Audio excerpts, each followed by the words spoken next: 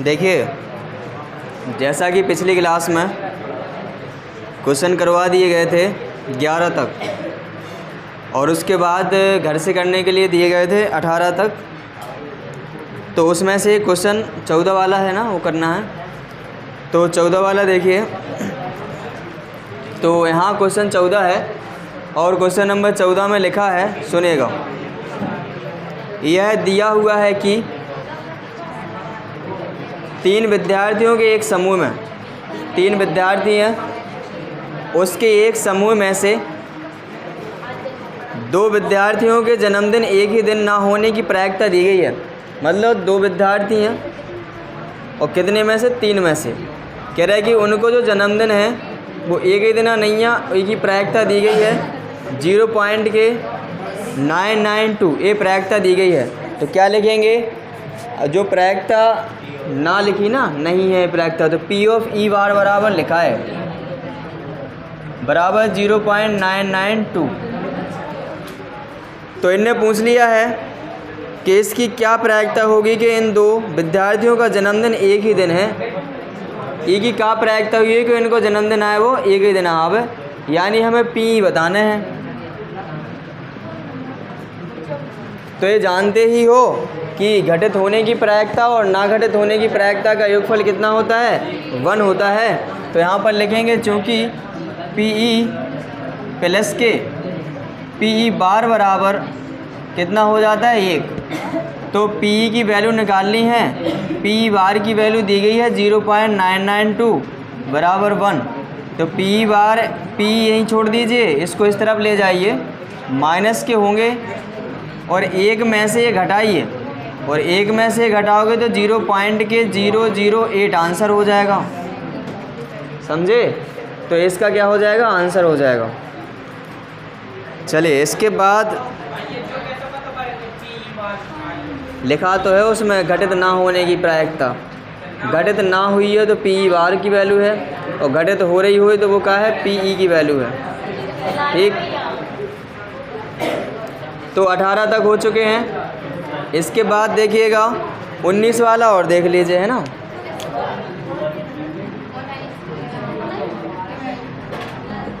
सुनो, 19 वाले में लिखा हुआ है कि 52 पत्तों की एक अच्छी प्रकार से फेंटी गई एक गड्डी में से 52 पत्ते हैं यानी ताश के, उनको अच्छी तरीके से फेंटा गया। मतलब मिला लो, कोई को ये पता नहीं है कि कौन सा पत्ता कहाँ लगा है। और उस गड्डी में से क्या किया गया? एक पत्ता निकाला गया और निम्नलिखित को प्राप्त करने की प्रायिकता ज्ञात करना है। तो पहले तो N ऑफ S बराबर दिया गया इसमें, तो लिखेंगे दिया है N ऑफ S यानी टोटल संभावना कितनी है इसकी? 52 पत्ते हैं टोटल। अब इनने कही कि जागी प्रायिकता बताओ, P बताना है हमें। और जबकि पहली कंडीशन इनने कहा, पहली कंडीशन में कि लाल रंग का बादशाह है, क्या हो? लाल रंग का बादशाह। तो पहले तो हम N ऑफ E लिखेंगे और N ऑफ E 52 पत्तों में लाल रंग के बादशाह कितने होते हैं? 2 होते हैं, होते हैं ना। लाल रंग के बादशाह कितने होते हैं? 2 होते हैं। कौन कौन का? एक पान का होता है और एक किन का होता है? एक चिड़ी का होता है। तो ये 2 बादशाह होते हैं। तो यहाँ पर क्या लिखेंगे? N ऑफ E बराबर 2। हमें निकालना है P बराबर क्या होता है? N ऑफ E बटे में N ऑफ S। तो 2 बटे में N ऑफ S की वैल्यू 52। काट दीजिए, कितना बनेगा? 1/26। तो इस स्थिति में प्रायिकता कितनी हो गई? 1/26। फिर इनने दूसरा कहा कि एक, क्या कह रहे हो? अरे हाँ, ईंट होती लाल रंग की, तो लाल रंग में, लेकिन अरे इतना देखो कि पूरे जो हैं बादशाह कितने हो? 4 होते, तो 2 होते हैं कि लाल रंग के, 2 होते हैं काले रंग के। ठीक है, समझ गए इतना? यानी हुक्म और जो ईंट होता है वो काले रंग की होती, और सॉरी ईंट जो हुक्म और चिड़ी होते ही वो काले रंग की होते ही, और इसके बाद ईंट और पान होते ही वो लाल रंग के होते ही। इसके बाद दूसरे में कहा गया कि एक फेस कार्ड, देखो इन्हें लिख के दिया फेस कार्ड मतलब तस्वीर वाला पत्ता, तो यहाँ पर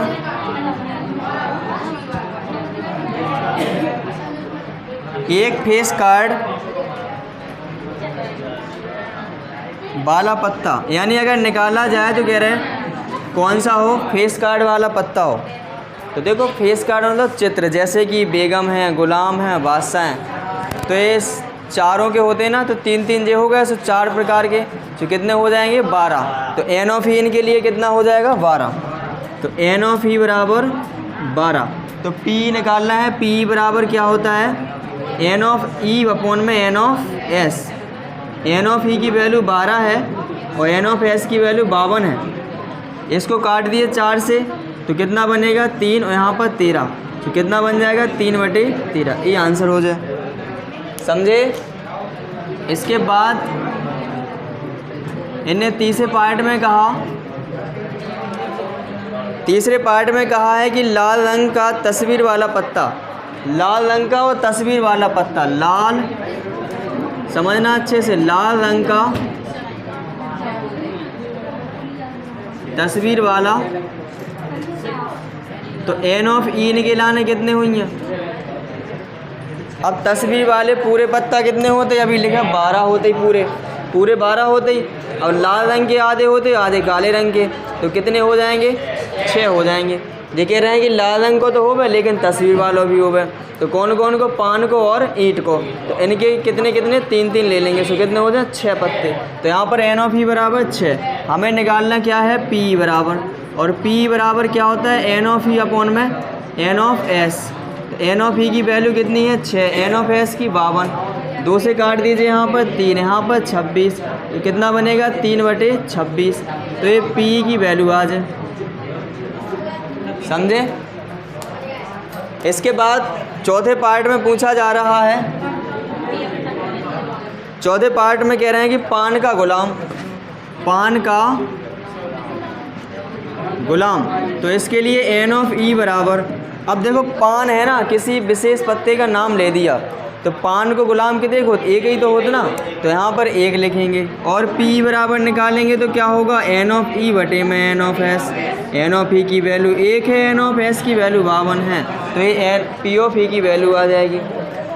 इसके बाद इनने कहा 5वें में पूछा हुक्म का पत्ता, तो हुक्म का पत्ता पूछा जा रहा है, तो यहाँ पर एन ऑफ ई क्या रहेगा, एन ऑफ ई रहेगा। हुक्म के पत्ते कितने होते हैं 13 होते हैं, तो यहाँ पर लिखेंगे एन ऑफ ई बराबर 13। और हमें निकालना है पी बराबर, तो पी बराबर होता है एन ई अपॉन में एन ऑफ एस। यहाँ पर एन ई की वैल्यू 13 है और यहाँ पर 52 है, इनको काट दीजिए 4 से। पी बराबर क्या बनेगा 1/4, यही हो जाएगा इसका आंसर। आगे कह रहे हैं कि एक ईंट की बेगम, तो यहाँ पर करते हैं, इसको ध्यान दीजिएगा, है ना, उसी का पार्ट है, ध्यान दियो। 19 के का ही है, हाँ इसमें 6 पार्ट दिए गए हैं। 19 वाले का ही है 6 वाला पार्ट, ठीक है। इनने कहा एक ईंट की बेगम, एक हुए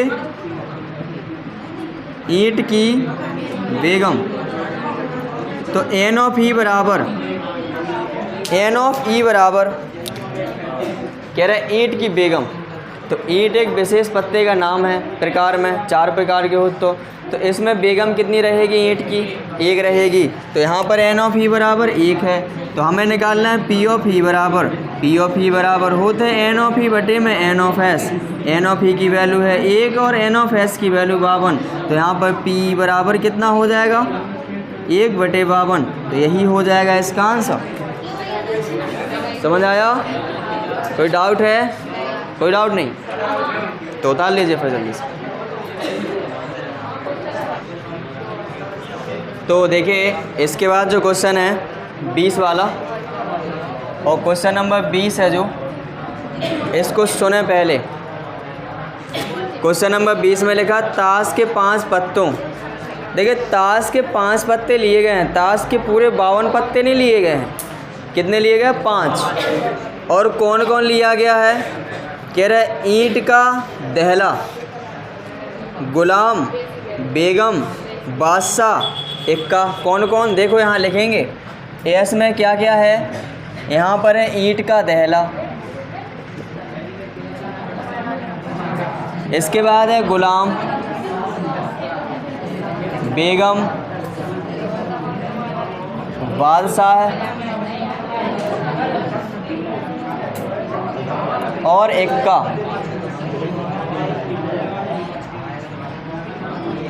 ये है। अब आगे इनने क्या कहा, कह रहे इनको पलट के मतलब मिला दो है ना, और अच्छे से ना फेंट लिया गया, पता नहीं कौन पत्ता कहाँ है। कह रहे फिर इनमें से यादृच्छा एक पत्ता निकाला जाता है, तो इसकी क्या प्रायिकता होगी कि यह पत्ता बेगम का है। किसका है, बेगम का। तो हमें बताना है बेगम की। तो पहले तो एन ऑफ एस निकालो, कितने हैं पूरे, कितने पत्ते हैं ये, 5। एन को प्रयोग करने हैं, एन का प्रयोग करना है। तो देखिए इधर देखिए, एन ऑफ एस की वैल्यू कितनी है, 5। तो हमें निकालना है पी ऑफ ई बराबर, और पहली कंडीशन में लिखा है कि यह पत्ता क्या है, बेगम का, यानी कि पत्ता बेगम का हो।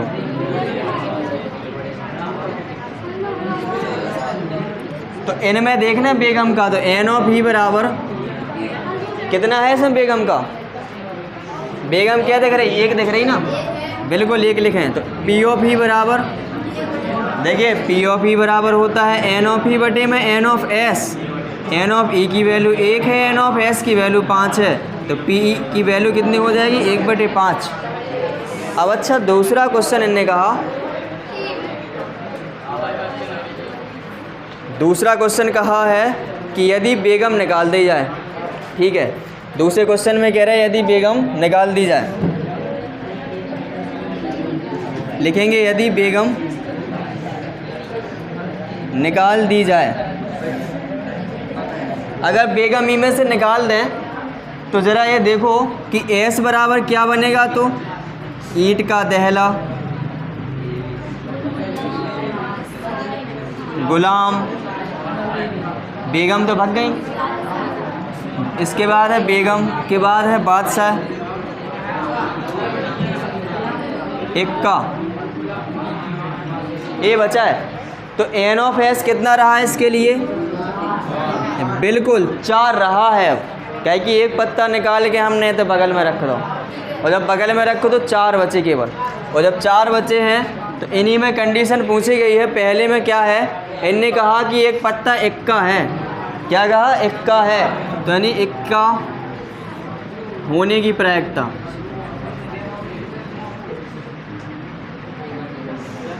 ठीक, ऐसे ही लिख लो होने की। तो यहाँ पर इक्का देखना है, तो एन ऑफ ई बराबर, एन ऑफ ई बराबर देखो ई में इक्का कितना है वो, बिल्कुल 1। हमें क्या निकालना है, पी बराबर, और पी बराबर एन ऑफ ई बटे में एन ऑफ, ध्यान देना कि एन ऑफ एस जो वालों नहीं रखने हैं, हमें तो जो वालों रखने हैं, कंडीशन तो बदल गई ना। तो इसमें कितना रख दिया जाएगा, 4। एन ऑफ ई की वैल्यू 1 बटे में 4 रखेंगे, तो इसकी ये प्रायिकता आ जाएगी। अब आगे दूसरे में कहा एक बेगम है, अच्छा एक बेगम है, तो एन ऑफ ई बराबर, बेगम कहाँ है, ई में है बेगम, बेगम तो उड़ गई, यहाँ से चली गई ना, मतलब रख रही थी बगल में, ठीक, बेगम नहीं बची ना इसमें, तो बेगम की संख्या क्या लेंगे, 0। तो यहाँ पर लिखेंगे 0। तो P बराबर कितना है, एन ऑफ ई बटे में एन ऑफ एस, तो P एन ऑफ ई की वैल्यू 0, एन ऑफ एस की वैल्यू 4, तो P ऑफ ई की वैल्यू कितनी हो जाए, 0। समझे। तो इस प्रकार से क्वेश्चन कर सकते हो, ठीक है। उतारिए तो फिर जल्दी से देखिए। इसके बाद क्वेश्चन है 21। 21 बहुत ही अच्छा क्वेश्चन है, सुनिएगा। लिखा हुआ है एक पेटी में 90 डिस्क हैं, 90 डिस्क हैं मतलब टुकड़े हैं किसी के, जैसे कि वो देखो ना गनाब, या उसको लूडो को वो देखो ना पासा, मान लो वैसे डिस्क हैं और उन पे एक एक अंक लिखो है। कैसे अंक लिखो सुनो, कह रहा है जिन पर 1 से लेकर 90 तक संख्याएं अंकित हैं। ठीक है, कितने हैं? 1 से लेकर 90 तक। यदि इस पेटी में से एक डिस्क यादृच्छिक निकाली जाती है, इसकी क्या प्रायिकता होगी कि इस डिस्क पर अंकित होगी? अब नंबर 1 में लिखा है 2 अंकों की एक संख्या, एक पूर्ण वर्ग संख्या, कह रहे हैं कि 5 से भाज्य एक संख्या, ये कह रहे हैं ना। तो पहले s बराबर लिख लेते हैं। s बराबर देखो, जब एक एक करके लिखो, एक पहले पे 1 लिखो, दूसरे पे 2 लिखो, ऐसे 3 4 5 90 तक लिखे ऐसे। और जब 90 तक लिखे हैं ऐसे में, तो यानी कि टोटल संभावना भी कितनी हो गई? 90। यानी यहाँ से लिखेंगे 1 2 3 4 5 ऐसे ही कहाँ तक? 90 तक। अब हमें निकालना, इनमें n ऑफ s लिख लो, कितना है? n ऑफ s 90 हो गया। अब इनमें पूछा जा रहा है कि p ऑफ e क्या होगा जब कह रहे कि निकाली गई जो डिस्क है उस पर लिखा गया अंक क्या है? 2 अंकों की संख्या है। एक कह रहे 2 अंकों की संख्या है, 2 अंकों की संख्या है। तो 2 अंकों की संख्या है, तो पहले तो देख लो कौन कौन होते हैं 2 अंकन की संख्या। यानी e बराबर लिख लो समुच्चय में, तो यहाँ से 9 तक तो एक ही अंक रहेगा। इसके बाद 10 11 12 ऐसे इनमें डबल डबल अंक आ रहा है ना, कहाँ तक रहेंगे? 90 तक डबल डबल अंक। यानी कि 10 11 12 13 14 कहाँ तक? 90 तक। इनकी हमें संख्या देखने हैं, पूरे हते 90। ई में से एक अंक के कितने हैंगे? 9। एक अंक के कितने हैंगे? 9 तक। तो 90 में से 9 घटा दो, सो पता चल जाए कि 2 अंक की संख्याएँ कितनी हैं। समझ आ जाए? तो यहाँ पर 90 में से 9 घटाइए तो कितना बन जाएगा? बिल्कुल 81 बन जाएगा। कितना? 81। अब हमें निकालना है PE, क्योंकि PE बराबर क्या होता है? n ऑफ e बटे में n of s। n of e की वैल्यू 81 है, n ऑफ s की वैल्यू 90 है। 9 से काटो, 9 9 81, 9 धम 90। तो PE वैल्यू आ जाए कितनी? 9 बटे 10। ये आ जाए इसकी, इस प्रकार से आंसर इसका। फिर इसके बाद सेकंड में कहा गया है, सेकंड पार्ट में इसमें क्या कहा? सेकंड पार्ट में कहा एक पूर्ण वर्ग संख्या है। ठीक है, एक पूर्ण वर्ग संख्या है। तो e बराबर देख लो, ई में से छाँटना है जो पूरी वर्ग की संख्या होवे, मतलब कौनो संख्या को वर्ग होवे। तो एक संख्या किसी की वर्ग होती है? बिल्कुल होती है, एक ही को वर्ग होता है। ई के बाद 2 किसी को वर्ग हो नहीं होता ही, ऐसे ही ऐसे ढूंढते चले जाएंगे। सो 4, इसके बाद 9, इसके बाद 16 25 और 36 49 64 और 81। अब इसके बाद 100, ज़्यादा हो जाए ना, 90 तक तो नहीं है, तो इतना ही लेना है। क्लियर इतना? तो यहाँ पर n ऑफ e की वैल्यू कितनी है? काउंट करियो, 1 2 3 4 5 6 7 8 9। ठीक, यहाँ पर p बराबर निकालना है, तो p बराबर होता है n ऑफ e बटे में n of s। n of e की वैल्यू 9 है, n ऑफ s की वैल्यू 90 है। तो 9 एकम 9, 9 एकम 90। तो p की वैल्यू कितनी आ जाए? 1/10। तो यही हो जाए इसका आंसर। तीसरे पार्ट में कहा जा रहा है 5 से विभाज्य एक संख्या। 5 से विभाज्य का मतलब है 5 को भाग चलो जात है। देखिए, 5 से विभाज्य एक संख्या, तो पहले e बराबर एक समुच्चय लिख लो, मतलब ऐसी संख्याएं लिख लो, ऐसी संख्याएं लिख लो जिनमें 5 को भाग जा रहा है। ऐसे कौन कौन है? शुरू से देखो, 5 10, मतलब ऐसे टेबल लिखत चलो, हो जाएगा 35 40 और 45, 50, 55, 60। आवाज़ नहीं करिए, आवाज़ नहीं, अब सुनिए, देखियो। 65, 70, 75, 80, 85, 90। इनमें जाएगा भाग 5 को, बिल्कुल। तो एन ऑफ ई कितना हो जाएगा? 1, 2, 3, 4, 5, 6, 7, 8, 9, 10, 11, 12, 13, 14, 15, 16, 17, 18। कितना है? 18। तो पी ऑफ ई बराबर कितना हो जाएगा? एन ऑफ ई बटे में एन ऑफ एस। तो एन ऑफ ई की वैल्यू है 18, एन ऑफ एस की 90। इनको काट दो, 1/5। तो पी बराबर कितना हो जाएगा? 1/5। यही हो जाएगा इसका आंसर। क्लियर है? क्लियर है? उतार लो तो।